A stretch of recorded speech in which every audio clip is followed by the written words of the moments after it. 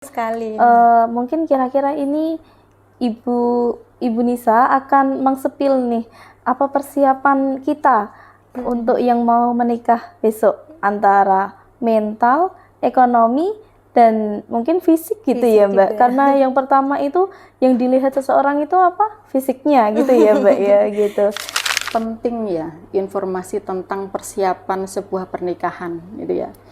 Karena memang akhir-akhir ini itu banyak sekali atau isu pernikahan tentang marriage is scary gitu ya. Bahwa pernikahan itu ternyata menakutkan. Ada penelitian itu juga menunjukkan bahwa di tahun-tahun akhir ini memang angka perkawinan itu menurun, utamanya untuk yang laki-laki. Ada kekhawatiran, ada hasil penelitian itu menunjukkan bahwa ada kekhawatiran tidak bisa membahagiakan pasangan.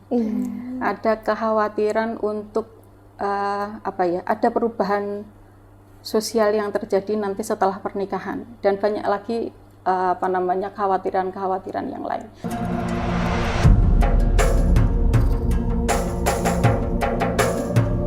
Assalamualaikum warahmatullahi wabarakatuh. Alhamdulillahirabbil alamin. Wassalatu wassalamu ala asrofil anbiya'i wal mursalin sayyidina wa maulana Muhammadin sallallahu alaihi wasallam. Rabbi shrah li sadri wa yassir li amri wahlul 'uqdatam min lisani yafqahu qawli. Amin. Amma ba'du. Para pemirsa MAJT TV, sahabat ngopi dan pendengar Radio Dais, dimanapun Anda berada, puji syukur alhamdulillah kita panjatkan kehadiran Allah Subhanahu wa Ta'ala, di mana alhamdulillah pada kesempatan kali ini kita bisa berjumpa kembali di acara ngopi ngaji online perkara Islam. Salawat dan salam selalu kita curahkan kepada beliau Rasulullah Muhammad SAW. Semoga kita semua diakui sebagai umat beliau di yaumul kiamah kelak. Alhamdulillah, para pemirsa MAJT TV, sahabat ngopi dan pendengar Radio Dais dimanapun Anda berada, kita berjumpa kembali di acara ngopi ngaji online perkara Islam, yang mana pada kesempatan kali ini kita sudah memasuki episode yang ke-198 bersama saya Bella, dan kali ini saya juga ditemani rekan saya Mbak Nada. Assalamualaikum Mbak Nada. Waalaikumsalam. Gimana nih kabarnya Mbak Nada? Alhamdulillah Mbak Bella, saya sehat. Bagaimana kabarnya Mbak Bella? Alhamdulillah, saya juga baik nih Mbak Nada. Nah, pada kesempatan kali ini di tengah-tengah kita sudah ada Dr. Khairotin Nisa. Assalamualaikum Ibu. Waalaikumsalam warahmatullahi wabarakatuh. Bagaimana nih kabarnya Bu? Alhamdulillah sehat. Alhamdulillah ya Bu. Nah Mbak Nada, jadi kita manggilnya siapa nih Bu? Ibu atau Ustazah gitu Nisa. Bu Nisa. Bu Nisa ya. Bu Nisa. Nah Mbak Nada, jadi Bu Nisa ini merupakan dosen di Sekolah Tinggi Ilmu Agama Islam Wali 9 ya. Atau Setia WS ya Mbak? Setia WS ya. Yang konsentrasinya di bidang hukum keluarga Islam. Ya. Jadi beliau ini juga merupakan ketua 3 PW Fatayat Jawa Tengah. Gitu nih. Nah, kita sudah kehadiran beliau yang sangat luar biasa. Tema kita kali ini apa nih Mbak Nada nih? Baik, pada kali ini tema kita bertemakan tentang sangat spesial mungkin kali ya Mbak, bagi kita yang masih single wati ini ya. Iya, mempersiapkan pernikahan seperti itu. Pernikahan, jadi sekali. Mungkin kira-kira ini Ibu Nisa akan mengsepil nih apa persiapan kita untuk yang mau menikah besok antara mental, ekonomi, dan mungkin fisik gitu ya Mbak. Karena yang pertama itu yang dilihat seseorang itu apa? Fisiknya gitu ya Mbak ya gitu. Jadi ini mungkin kita akan menelaah, mendalami, mempersiapkan pernikahan kepada Ibu Nisa seperti itu. Mungkin dari Ibu, apakah fisik itu perlu dinomorsatukan untuk mempersiapkan nikah. Apalagi kalau kita anak muda ya, Mbak. Iya, Ada biasanya kan kalau insecure gitu, yang kalau cantik-cantik, nggak cantik, yang jerawatan satu insecure gitu. gimana nih menurut Bu Nisa? Oke, Assalamualaikum warahmatullahi wabarakatuh. Waalaikumsalam. Bismillah, alhamdulillah, wassalatu wassalamu ala rasulillah wa ala alihi wa sahbihi wa mawalah, la hawla wa la quwata illa billah, amma ba'd. Yang saya hormati Mbak Bella, Mbak Nada, dan semua pemirsa MAJT TV yang dirahmati Allah. Alhamdulillah pada kesempatan kali ini saya bisa bersua meskipun lewat online ini, lewat udara. Tapi itu tidak mengurangi, semoga tidak mengurangi berkah manfaat untuk kita semua. Nah, sebagaimana tadi disampaikan bahwa ternyata penting ya informasi tentang persiapan sebuah pernikahan, gitu ya. Karena memang akhir-akhir ini itu banyak sekali atau isu pernikahan tentang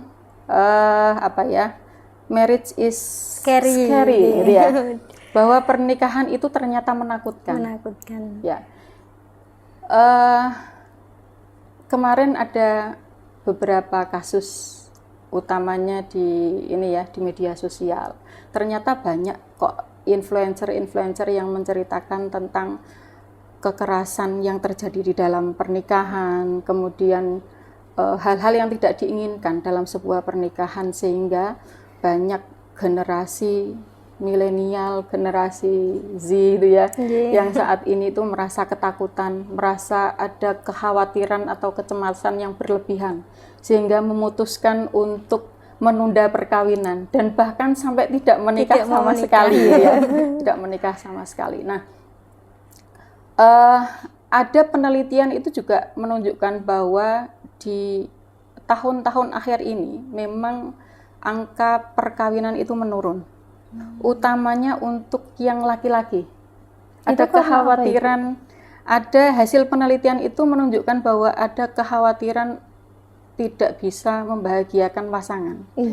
Ada kekhawatiran untuk ada perubahan sosial yang terjadi nanti setelah pernikahan, dan banyak lagi kekhawatiran-kekhawatiran yang lain, sehingga menyebabkan banyak remaja yang memilih untuk tidak menikah gitu. Nah,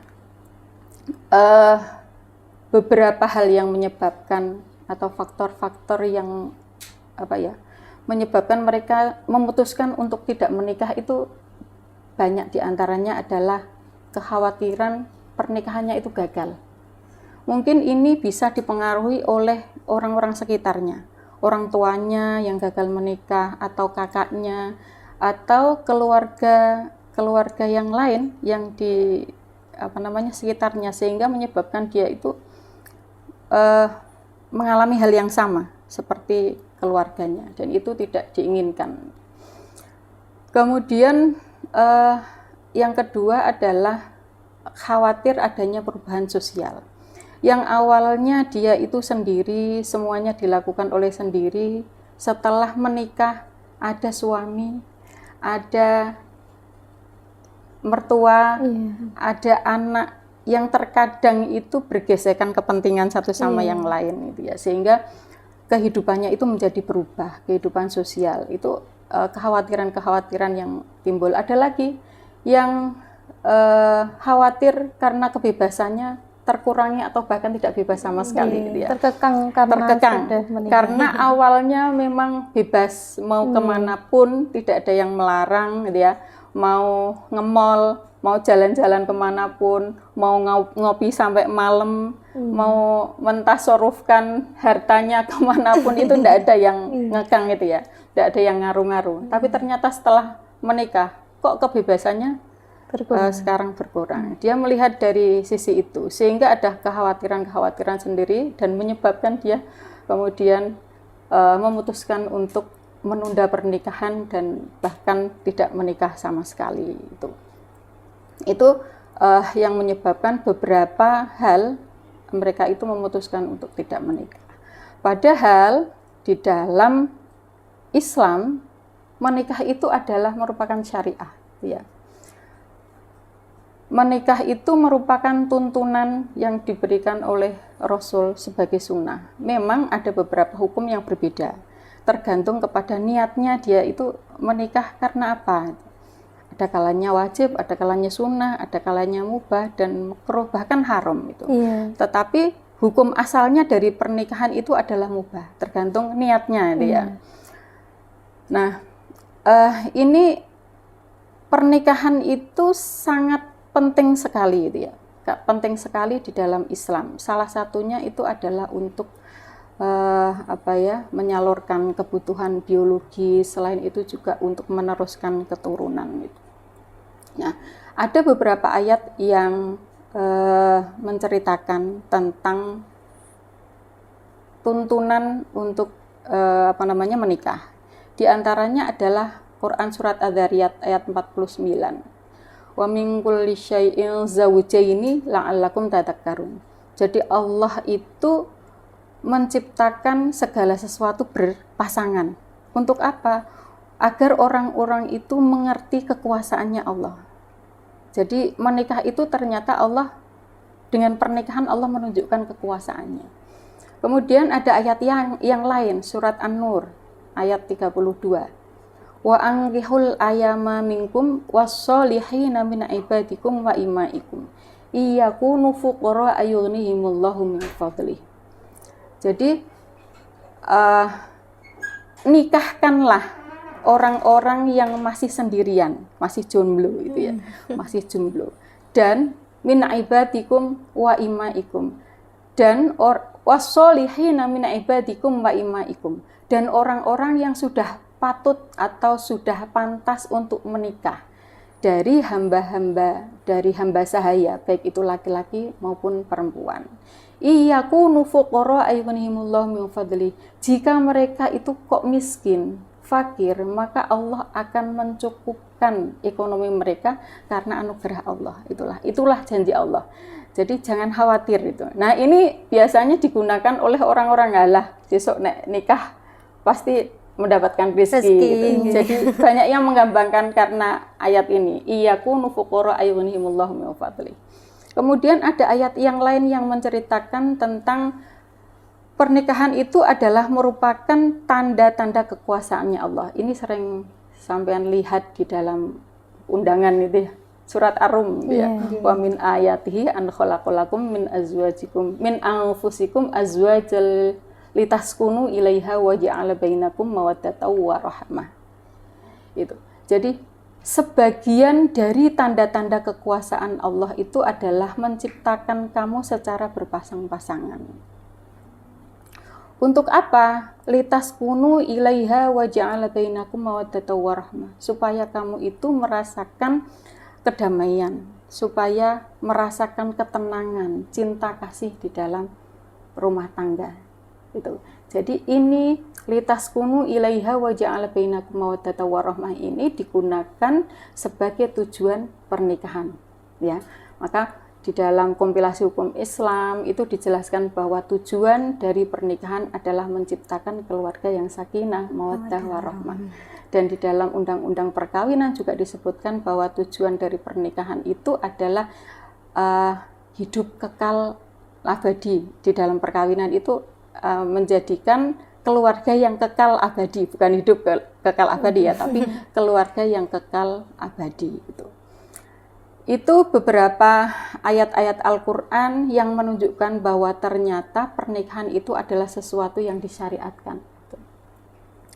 Ada sunnah atau hadis yang menceritakan tentang tuntunan pernikahan juga. Nabi Muhammad SAW di dalam hadisnya juga menceritakan bahwa ya ma'syarus syabab man istata'a minkumul ba'ah falyatazawwaj fa innahu aghaddu lil basari wa ahsanu lil farji. Fa man lam yastati' fa 'alaihi bisawmi fa innahu lahu wijaun. Hai para pemuda, barang siapa yang sudah puasa, sudah mampu, sudah mempunyai modal, ba'ah di situ diartikan sebagai modal. Fal yatazawwaj, maka menikahlah. fa innahu aghaddu lil basari wa ahsanu lil farji, karena dengan menikah itu bisa menjaga pandangan dan menjaga kemaluan. Dan barang siapa yang tidak mempunyai puasa, tidak mempunyai ba'ah itu, maka dia disunahkan untuk melakukan puasa. Karena dengan puasa itu dia akan bisa mengerem, gitu ya. Ada tameng, ada benteng, gitu ya. Fa innahu lahu wijaun. Gitu.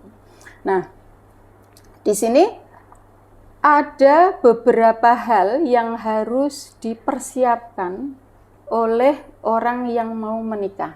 Apa itu persiapannya? Ya. Karena tadi manis tato aminkumul ba'ah. Ba'ah di sini itu bukan berarti hanya ba'ah atau modal secara ekonomi atau finansial. Tetapi ba'ah di sini adalah persiapan secara fisik, persiapan secara mental, dan persiapan secara ekonomi, ya. Secara fisik itu artinya apa? Orang yang mau menikah itu secara fisik harus sudah siap. Artinya bahwa secara reproduksi itu sudah siap untuk hamil kalau perempuan, kalau laki-laki ya sudah siap untuk membuahi, itu ya, spermanya sudah siap. Karena efeknya itu dampaknya luar biasa. Utamanya bagi perempuan gitu ya, karena kalau hamil kok kondisi alat reproduksinya belum siap, maka itu akan membahayakan untuk ibu dan anaknya. Banyak kejadian kematian ibu dan anak tinggi itu salah satunya karena memang secara fisik dia belum siap. Dulu undang-undang perkawinan, undang-undang nomor 1 tahun 74, ada minimal usia perkawinan untuk perempuan itu 16 tahun dan untuk laki-laki 19 tahun. Kemudian undang-undang ini dianulir, gitu ya. Ada undang-undang baru yang mengkaji tentang undang-undang perkawinan nomor 1 tahun 74 ini. Utamanya pasal ke-7. Karena apa? Karena ini tidak dirasa adil bagi perempuan. Kenapa kok dibedakan perempuan dengan laki-laki gitu ya. Kenapa yang perempuan 16, yang laki-laki 19 gitu. Nah, kemudian muncul undang-undang nomor 16 tahun 2019 yang merevisi usia pernikahan, minimal pernikahan untuk perempuan dan laki-laki sama 19 tahun. Tujuannya apa? Tujuannya untuk memberikan kesempatan. Yang pertama tentang pendidikan, ya. Jadi kalau ada wajib belajar 9 tahun itu, maka usia 16 tahun itu masih usia kelas berapa itu? Jadi padahal gitu ya, padahal kalau perempuan kok sudah menikah kemudian hamil, sekolah mana yang membiarkan muridnya melanjutkan sekolah lagi? Itu pasti dikeluarkan, gitu ya. Akhirnya dia tidak mendapatkan kesempatan pendidikan sama seperti laki-laki. Padahal kalau misalnya laki-laki itu tadi 19, itu kan dia masih mendapatkan kesempatan untuk sekolah. Kemudian secara kesehatan usia yang bagus untuk menikah itu menurut para pakar kesehatan itu adalah usia 21 sampai 25 tahun. Jadi usia 16 tahun itu belum siap untuk menikah. Belum siap untuk menikah karena alat-alat reproduksinya belum siap gitu. Padahal di dalam Undang-Undang Perlindungan Anak itu yang namanya anak ya di bawah 18 tahun. Kalau ini undang-undangnya 16 tahun berarti masih anak-anak itu. Maka undang-undang dalam rangka untuk melindungi anak, gitu ya, melindungi anak utamanya perempuan, maka usia minimal perkawinan itu dinaikkan menjadi sama-sama 19 tahun. Itu adalah beberapa langkah yang diupayakan oleh para pegiat perempuan agar kesempatan perempuan dan laki-laki itu sama, dia tidak dibedakan, tidak ada diskriminasi. Kemudian yang kedua adalah dari segi mental. dari segi mental itu harus dipersiapkan. Karena apa? Karena banyak sekali kasus yang terjadi selama pernikahan. Itu. Nah, kasus itu karena apa? Karena memang tidak ada kesiapan mental laki-laki dan perempuan sebagai suami istri itu. Nah, kesiapan mental itu harus disiapkan agar di dalam selama perjalanan pernikahan itu akan mengurangi atau mencegah adanya konflik gitu ya. Karena memang banyak sekali konflik-konflik yang terjadi di dalam keluarga karena belum siap secara mental. Pasangan itu belum siap secara mental. Nah, apa saja yang harus disiapkan untuk sebelum pernikahan itu? Kesiapan mental itu diantaranya adalah yang pertama, siap atau menyadari bahwa pernikahan itu adalah misakon hulidon, akad yang sangat kuat, akad yang sangat sakral untuk membangun komitmen bersama suami dan istri dalam waktu yang panjang, ya, dalam waktu yang lama. Tidak seperti akad-akad yang lain.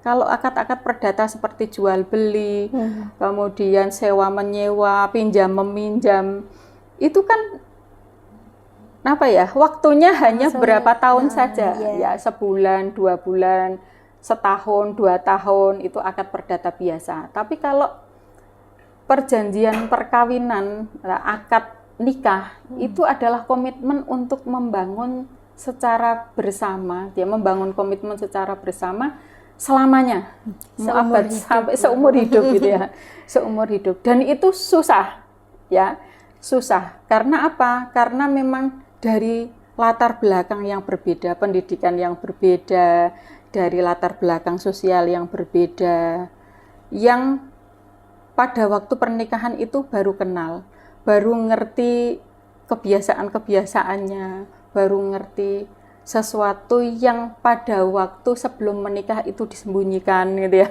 Bangun komitmen itu susah sekali itu ya. Sehingga suami dan istri itu harus benar-benar siap dan menyadari betul bahwa pernikahan itu adalah komitmen yang harus dibangun secara bersama, bukan hanya komitmen yang hanya diikuti oleh salah satu pihak saja, suami saja atau istri saja, itu tidak diperbolehkan. Maka di dalam kompilasi hukum Islam itu dikatakan misakon hulidun, yang namanya pernikahan itu adalah akad, gitu ya, akad yang sangat kuat atau misakon hulidun, dan yang melakukan pernikahan itu dinilai sebagai ibadah. Artinya di dalam pernikahan itu ada tidak hanya hablum minannas saja, tetapi ada hablum minallah. Karena apa? Karena pernikahan itu adalah syariat, sehingga orang yang menjalankan syariat Islam maka dia akan mendapatkan pahala, itu ibadah, itu komitmen yang harus dilakukan oleh suami dan istri. Komitmen untuk menjaga perkawinan ini biar selamanya, biar tidak hanya seumur jagung, 1 atau 2 hari kemudian cerai itu. Nah, saat ini banyak sekali perceraian, banyak sekali gugatan yang dilakukan oleh salah satu pasangan, ya karena memang komitmennya tidak kuat, tidak disiapkan mentalnya sedari dini, ya. Tidak tidak menyadari bahwa pernikahan itu ternyata sesuatu yang sakral, sesuatu yang harus dipegang kuat. Sehingga di dalam hadis itu disebutkan bahwa abghadul halali indallahi at-tolak. Pernikahan tolak itu adalah sesuatu yang halal, boleh kok, gitu ya. Tapi Allah itu tidak menyukai. Allah tidak menyukai tolak itu. Maka harus dijaga komitmen ini, jangan sampai bercerai gitu ya. Kalau bisa jangan sampai bercerai karena ada nilai-nilai ibadah di situ. Mohon maaf Ibu, karena ini pembahasan kita cukup menarik ya, udah sampai mau talak juga. Nah, karena ini kita pending sebentar karena ada iklan yang mau lewat.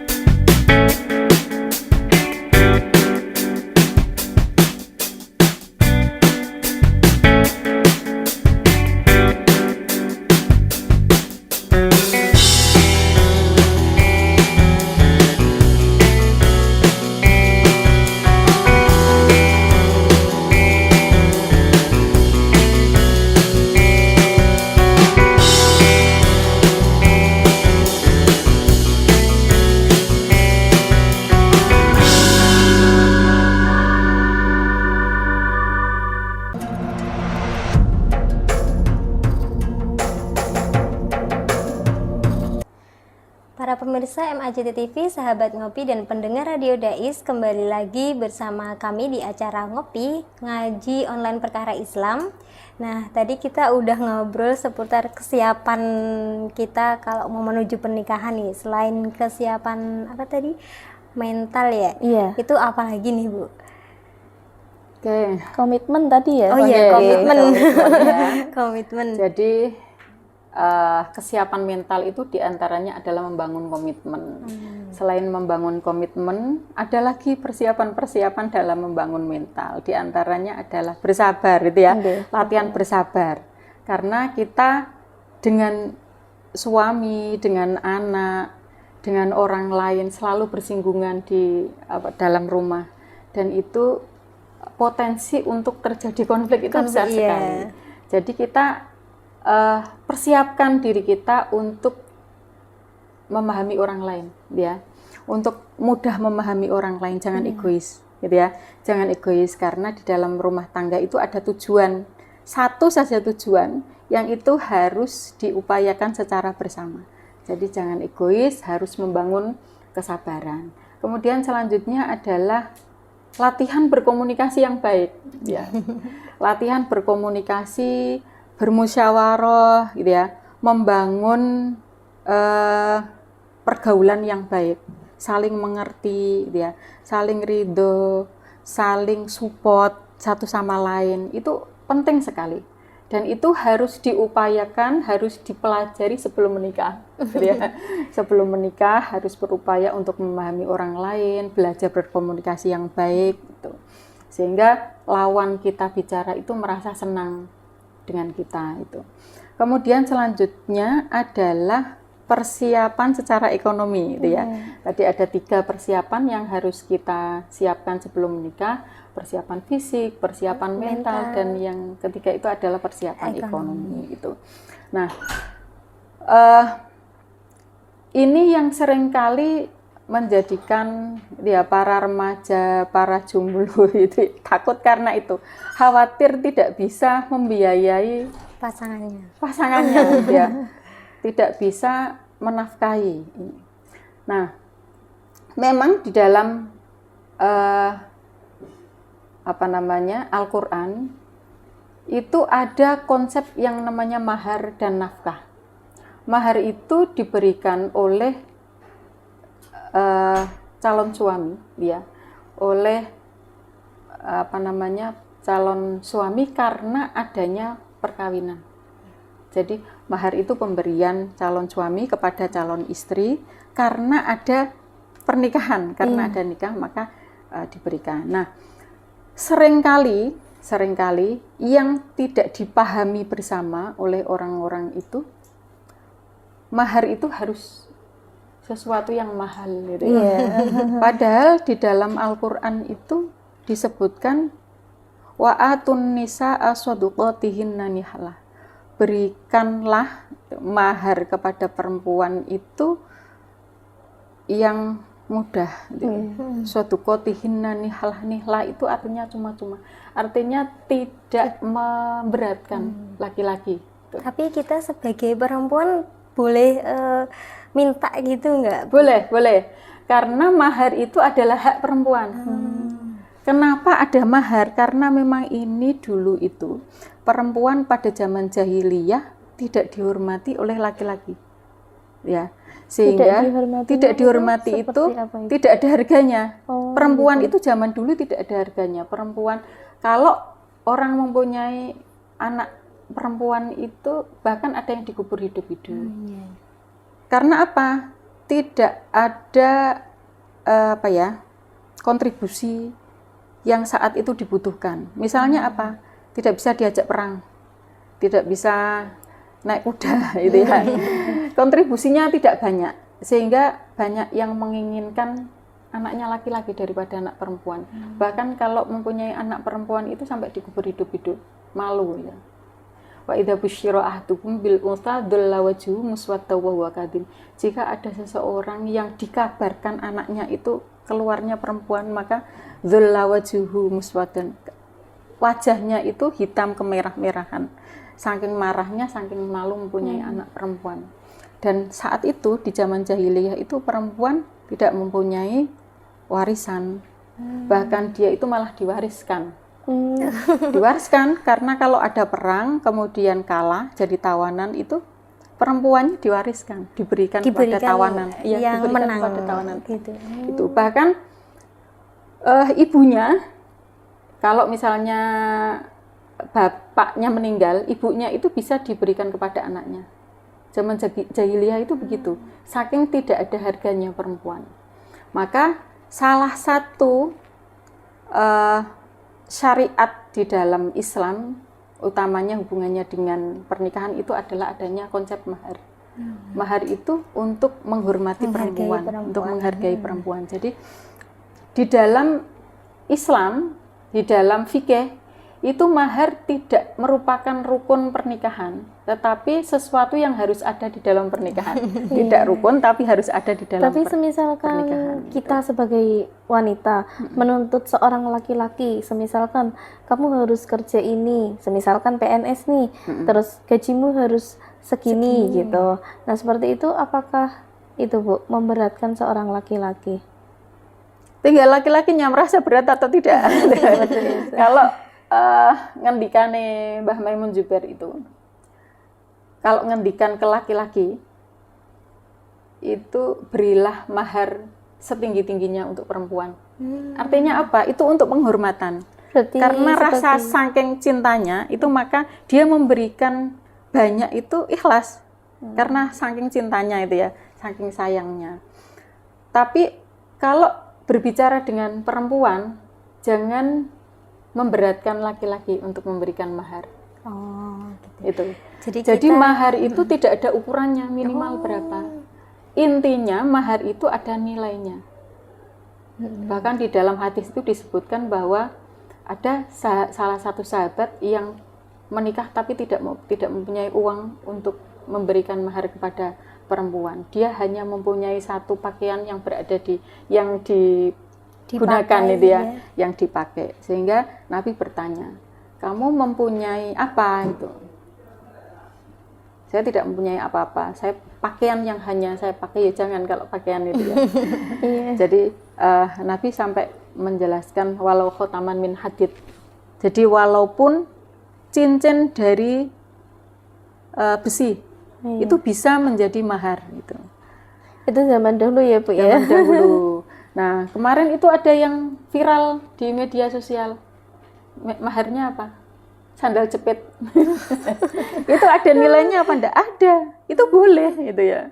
Boleh. Karena mampunya membelikan itu. Tapi kan kita enggak tahu dia memang yang diviralkan itu atau memang ada uang atau ada apa yang digunakan untuk Tapi mahar. boleh ya Bu ya? Boleh. Mahar itu boleh berupa uang, boleh berupa barang, boleh berupa jasa. Jasa Jadi, boleh? Boleh. Seperti Jadi apa itu? seperti jasa misalnya saya tidak bisa memberikan uang sebagai mahar, tapi saya bisa nukang misalnya. Saya bisa nukang, saya bisa mengajar. Mengajar itu kan bisa ada nilainya kan. Iya. Saya mau menghatamkan Al-Quran untuk kamu. Itu kan bisa jasa gitu ya. Jasa karena ada nilainya. Itu jasa. Tapi ya itu kembali lagi bahwa mahar pada konsep asalnya itu tidak memberatkan. Tapi yang namanya mahar itu hak perempuan ya. Hak perempuan. Intinya saling apa ya? Ya komunikasilah calon suami dan calon istri itu agar dia tidak maharnya itu tidak memberatkan. Nah, orang yang mau menikah itu disiapkan secara ekonomi gitu, minimal dia itu bisa membeli mahar untuk diberikan kepada calon istrinya. Selain mahar, dia itu setelah menikah mempunyai kewajiban untuk memberikan nafkah kepada istrinya gitu. Nah, nafkah ini juga tidak boleh memberatkan. Nafkah misalnya kalau laki-laki itu bisanya memberikan berapa, itu ya itu kebutuhan. Jadi harus dibedakan antara kebutuhan dengan kepentingan atau keinginan itu ya. Terkadang kita itu tidak bisa membedakan kebutuhanku itu sehari segini. Sebenarnya itu bukan kebutuhan. Misalnya begini, kalau kita makan lauk yang merupakan protein, itu kan 4 sehat 5 sempurna. Protein dari misalnya tahu, tempe itu kan sebenarnya murah kan? Iya. Itu kewajiban yang harus diberikan oleh misalnya laki-laki yang sebagai berkewajiban untuk memberikan nafkah itu. Maka nafkah yang diberikan itu sesuai dengan kebutuhan dan sesuai dengan rezeki yang diberikan kepada laki-laki itu, suaminya. Jangan memberatkan itu, kan kasihan. Kasihan suami kita itu kalau kita memberatkan. Jadi pinter-pinternya untuk mengelola keuangan di dalam rumah tangga itu secara ekonomi. Jadi persiapan pernikahan itu minimal laki-laki itu sudah siap secara finansial memberikan mahar dan memberikan nafkah setelah pernikahan itu. Itu 3 persiapan yang harus dimiliki oleh laki-laki dan perempuan di dalam satu pernikahan. Iya. Ngomong-ngomong mahar tadi ini Bu, ketika seorang santri nih ya Bu, santri jadi kan pedomannya khidmat kepada kiai gitu. Nah, di saat usianya dia sudah matang, dia sudah dijodohkan kepada sang kiainya gitu. Nah, itu kan orang tersebut hanya mempunyai pedoman Al-Quran dan kitab seperti itu. Nah, apakah itu bisa dikatakan sudah siap? Belum bekerja gitu ya. Iya. Belum bekerja itu. Nah, biasanya kan santri kan itu ya Bu, lebih mantep ke nanti ada Allah Rizki, gitu. Iya, gitu. Kayak tadi ayat tadi ya, Iya. iyyakum fuqara ayyuhnihimullahu Lebih percaya min ke fadlihi itu gitu. Jadi Allah itu tidak akan mengabaikan hambanya itu ya, tidak akan mengabaikan hambanya selama dia berusaha gitu. Nah, kalau dia mempunyai keistimewaan, bisa misalnya menghafalkan Al-Quran, bisa membaca kitab, kenapa dia tidak ngelesi misalnya? Walaupun kita melakukan sesuatu itu ya tidak mengharapkan itu ya, tapi kan umumnya orang yang sudah berusaha ngajar itu kan diberikan imbalan atas jasa yang diberikan itu. Jadi harus ada upaya untuk mencukupi kebutuhan keluarganya. Walaupun di awal misalnya dia itu saya hanya mempunyai ini, tapi nanti setelah menikah itu pasti dia akan mikir, ternyata kebutuhanku kok banyak ya. Nah, itu harus mikir kebutuhan, jadi dia harus bekerja. Saya minimal sehari itu harus mendapatkan penghasilan segini gitu. Itu harus ada upaya. Kalau tidak ada upaya, hanya nongkrong di rumah itu ya enggak boleh itu. Harus ada upaya sehingga dia itu mampu memberikan nafkah kepada pada istrinya atau bahkan kepada anaknya. Itu. Oleh karena itu maka harus selektif memilih pasangan gitu ya. Harus selektif. Contohnya selektif memilih pasangan itu ya harus yang sesuai dengan pribadi kita. Misalnya kita itu mempunyai hak kok untuk memilih. Jadi di dalam fikih itu ada konsep namanya ta'aruf, ada khitbah, ada nazar. Jadi sebelum menikah itu boleh kok kita ta'aruf gitu ya. Boleh kita mengenali calon pasangan kita. Calon pasangan kita itu sesuai dengan diri kita. Sesuai dengan pilihan kita apa tidak. Kita itu menginginkan pasangan kita itu nanti memahami saya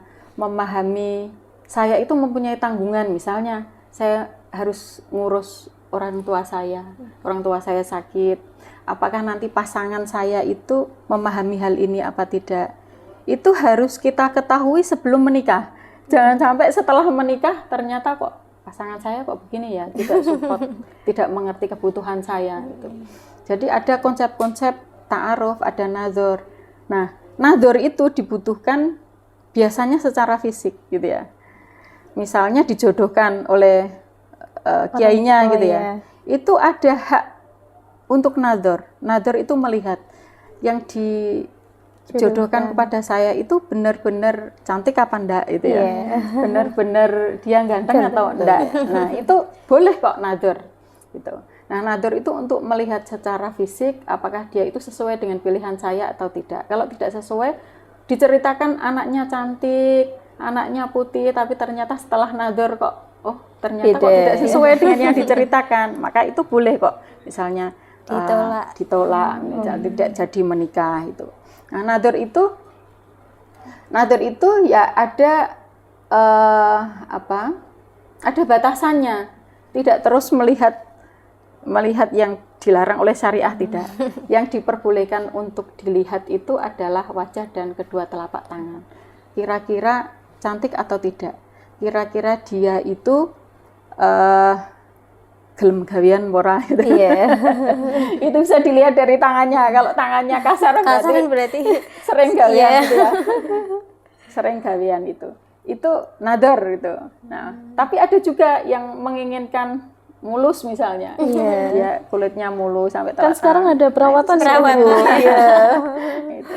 Jadi jangan sampai orang itu tertipu. Nah, apalagi saat sekarang itu media sosial itu banyak yang menipu itu ya. Filter Banyak yang menipu Instagram. karena filter sehingga kelihatannya dia itu Putih, cantik cantik. sekali, mulus. Tapi ternyata setelah Ketemu ketemu Iya, loh, kok ternyata ekspektasi, gini gitu. iya. Jadi jangan sampai ada pembohongan itu. Tapi gini, kalau misalnya saya pernah dengar ada yang namanya sekufu, itu gimana? Oke, ya. Di dalam hadis itu juga diceritakan bahwa biasanya perempuan itu dinikahi karena beberapa hal, ada 4 hal.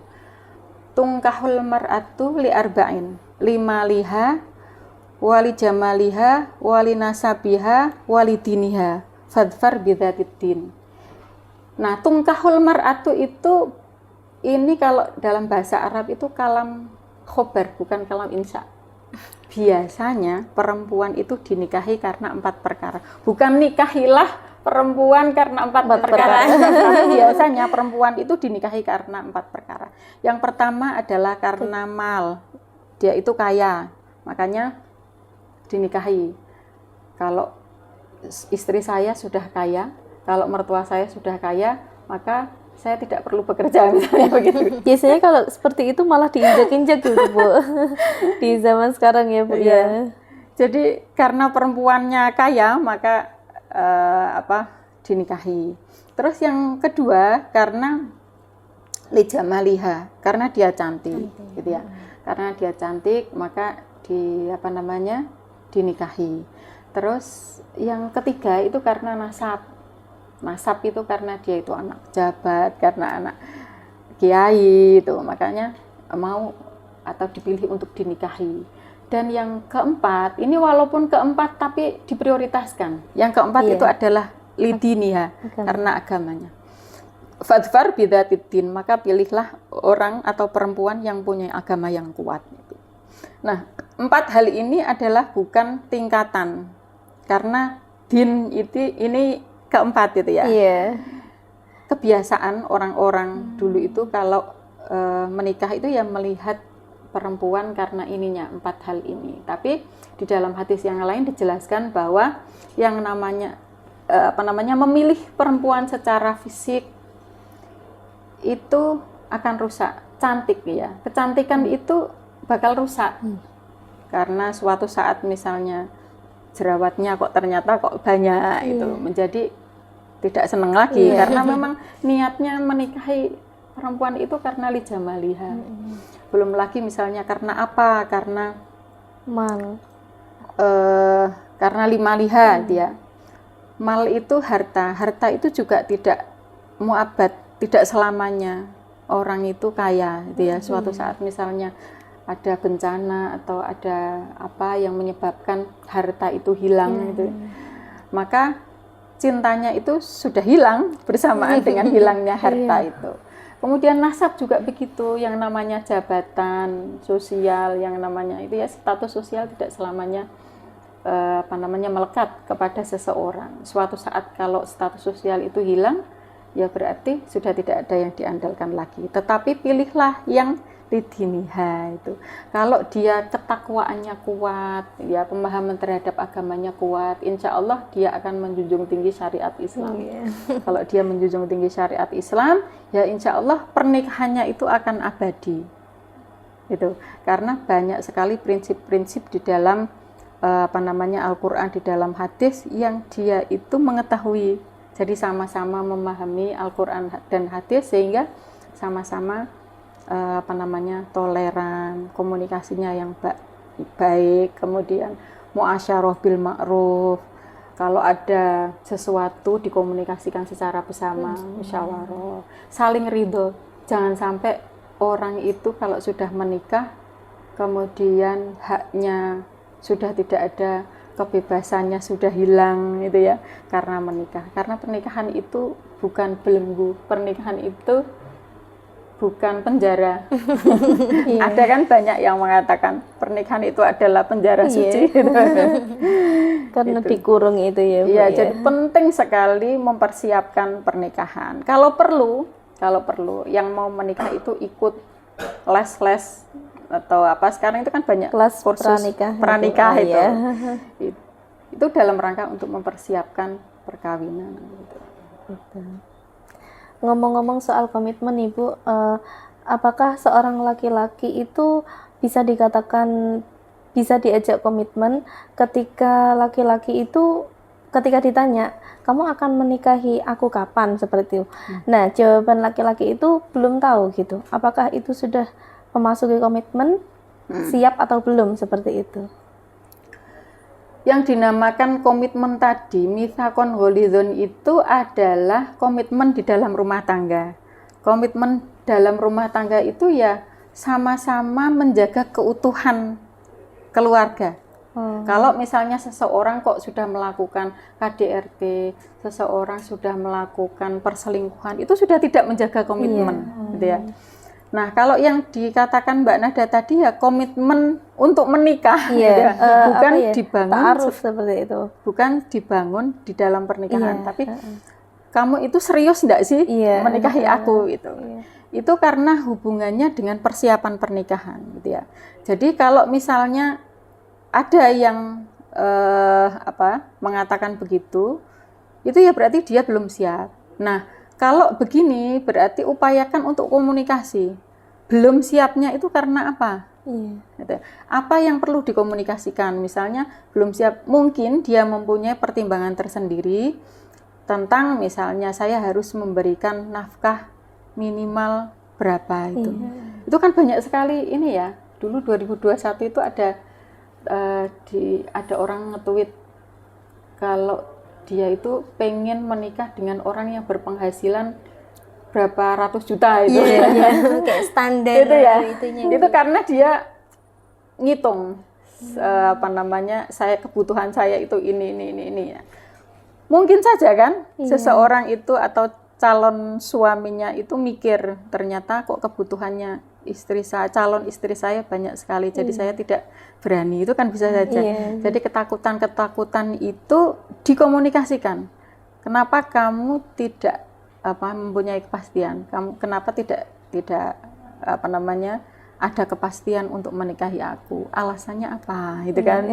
Itu bisa dikomunikasikan. Sehingga kalau sudah komunikasi ketemu ya sudah cari jalan keluar secara bersama. Mbak Bella mungkin habis ini mencari jalan keluar ya, Mbak Nada dulu. Harus ada komunikasi. Jadi komunikasi itu dibangun sebelum menikah. Sebelum menikah Sudah ada komunikasi dulu. Nah, nanti kalau setelah menikah itu. Nah, saya kalau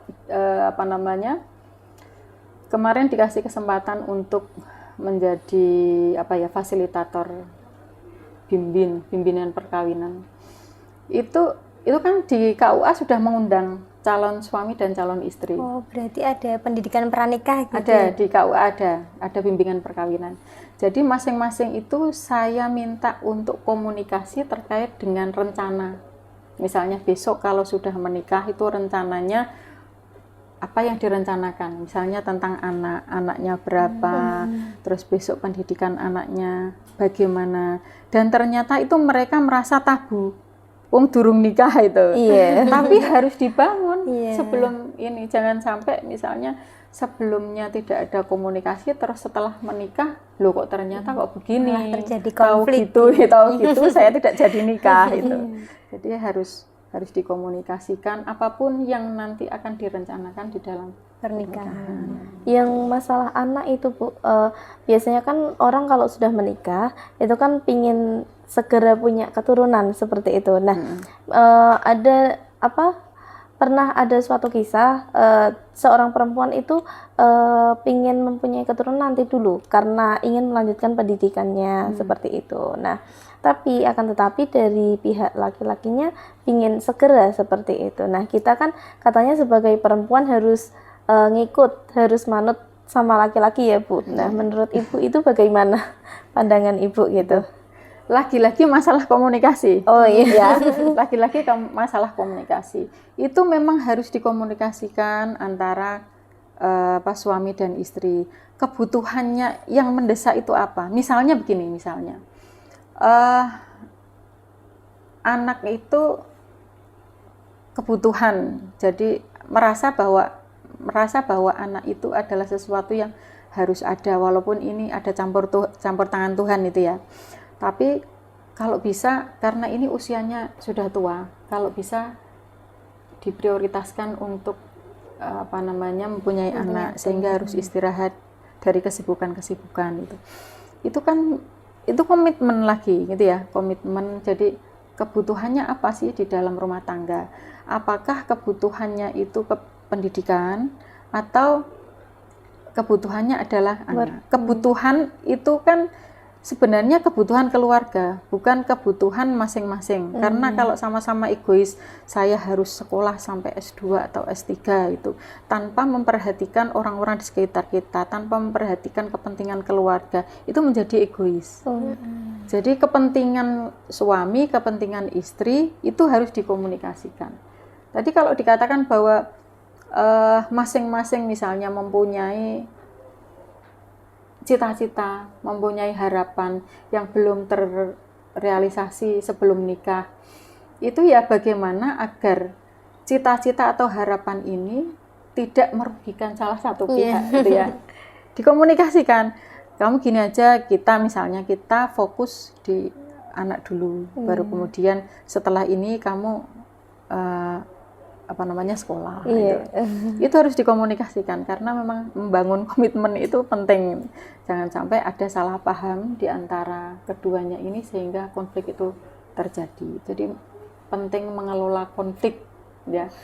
Emosi harus dikelola dengan baik, jangan sampai terjadi konflik. Konflik itu ya satu keniscayaan, pasti ada dalam rumah tangga, itu ada yang namanya konflik gitu ya. Tapi bagaimana menjaga agar konflik ini tidak menjadi besar? Bagaimana agar konflik ini dikelola dengan baik sehingga menjadi sesuatu itu menjadi lebih baik, tidak menjadi sesuatu yang buruk setelah ada konflik. Jadi konflik bisa menjadi acuan gitu ya. Bisa menjadi acuan sehingga ini loh hikmah terjadinya konflik gitu. Jadi kaca.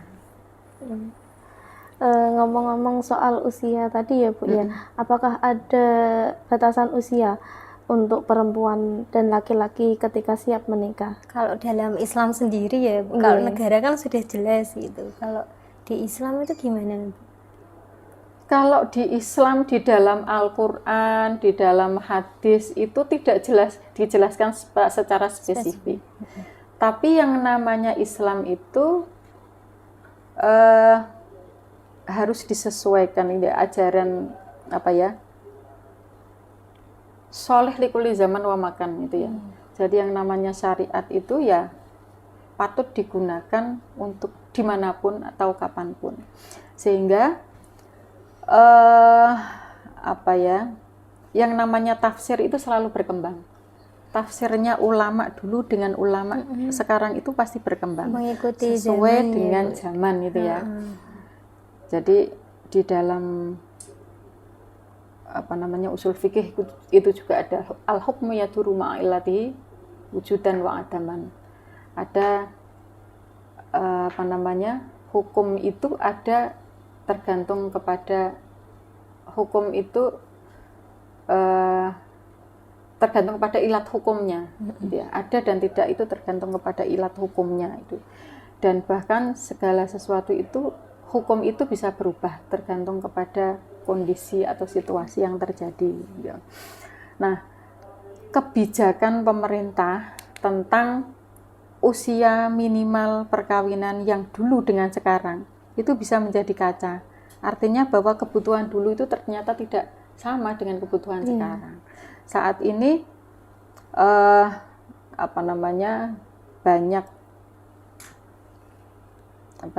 perempuan yang sudah bebas itu ya, sudah diberikan kebebasan untuk berekspresi, baik itu di dunia pendidikan, di manapun itu, maka perempuan ya harus diberikan ruang gitu. Nah, salah satunya itu jadi menaikkan usia minimal perkawinan dari 16 menjadi 19 itu kan karena memang kebutuhan gitu. Jadi kalau di dalam Al-Quran, di dalam hadis tidak dijelaskan, tapi yang namanya ba'ah tadi itu ya berarti kesiapan secara mental, kesiapan secara psikologis, kesiapan secara finansial. Nah, siap yang secara fisik itu seperti apa? Itu berkembang terus itu. Nah, kalau sekarang itu banyak pakar yang mengatakan bahwa usia yang bagus untuk menikah itu 21 sampai 25 itu ya minimal, makanya minimal usia perkawinan itu ya tidak jauh dari itu 19 itu, dengan berbagai pertimbangan sehingga usia minimal perkawinan itu dinaikkan menjadi 19 itu. Nggak kerasa nih Bu, waktu kita ternyata udah mau habis. Nah, mungkin Ibu ada closingan nih untuk teman-teman, tambahan untuk teman-teman ngopi di rumah? Karena pernikahan itu adalah syariat, gitu ya. Syariat perkawinan itu adalah sunnah Nabi, gitu ya. Maka ini harus kita ikuti dan harus kita lakukan dengan penuh keikhlasan, dengan menganggap bahwa ini adalah syariah yang kalau melakukannya itu adalah dinilai ibadah, maka apapun ya harus kita ikuti dan kita persiapkan ya sebaik mungkin sehingga pernikahan ini nanti bisa langgeng, bisa muabad, dan tujuan dari pernikahan membangun keluarga sakinah, mawaddah, warahmah. Bahkan di dalam NU itu tidak hanya sakinah, mawaddah, warahmah, tetapi juga maslahah. Bagaimana keluarga itu tidak hanya bermanfaat untuk anggota keluarganya, tetapi bermanfaat untuk masyarakat sekitar. Itu maslahah untuk orang lain, tidak hanya untuk dirinya dalam keluarganya, tetapi untuk orang lain bermanfaat. Itu sehingga butuh persiapan-persiapan tertentu sehingga orang itu menikah dengan cara bahagia, bukan terpaksa, tetapi menjalaninya dengan penuh rasa kebahagiaan dan keikhlasan gitu. Ya, terima kasih Ibu sudah mau berbagi ilmunya di episode Sama-sama. Ngopi kali ini. Para pemirsa MAJT TV, sahabat ngopi dan pendengar Radio Dais, kita cukupkan episode ngopi pada kesempatan kali ini. Saya selaku host ngopi malam ini, mohon maaf bila banyak terdapat khilaf. Kita ketemu di episode ngopi selanjutnya. Wassalamualaikum warahmatullahi wabarakatuh. Waalaikumsalam warahmatullahi wabarakatuh.